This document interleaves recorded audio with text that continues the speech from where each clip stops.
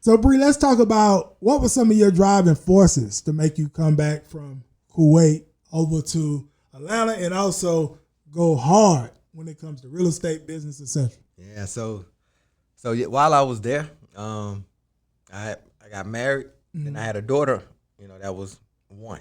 Mm-hmm. And I had bought a home here in Atlanta for them to come back to, and then I had my son here. Yeah. So pretty much trying to make, put all my kids and my family under one roof, basically. Mm-hmm. So we had that, and for me, like I say, my situation with my dad didn't really know him. With my kids, that was to me never gonna be a thing, So for me, it was a family, When I got married 2013, I had my daughter, so Nikki and Alicia at the time, and then a couple years later, while I was here, I had my other youngest son, Cairo. So that was a blessing in itself. So for me, looking at life like, man, like three little ones, you know what I mean? Yeah. I didn't never imagine this, but everybody healthy, doing great. It's a beautiful thing. Fast forward, now the youngest one, 12, excellent soccer play, all this little stuff they do. Yeah.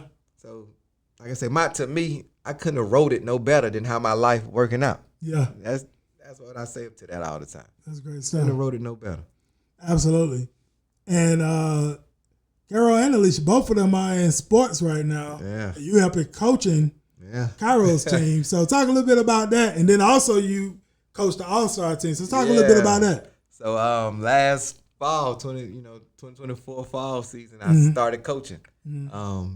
Cairo team. Now I don't know nothing about soccer, but I know what it takes to be a champion. Yeah. To me, in that sense, I know what teamwork is all about. So for me, with coaching, my biggest thing is trusting your team. Yeah. And when you're dealing with, to me, team sports, if you don't trust the person on the team, you're gonna feel you got to do it all. So I push, hey, let them work. You gonna do your job. Everybody do their job. So I push that heavily. And I had some bad coaches in my life, and I had some great coaches. Right. So I knew what I wanted to be, when I did it. So for me, like that was very different for me working with kids on that level. Like, 10U, I was like, that's beautiful. You know what I mean? Yeah. I really do. Now I got a passion for that. I'm trying to figure out how I can coach soccer full time now. Go. But there you go. It just is what it is. Soccer, new passion. Man. Yeah.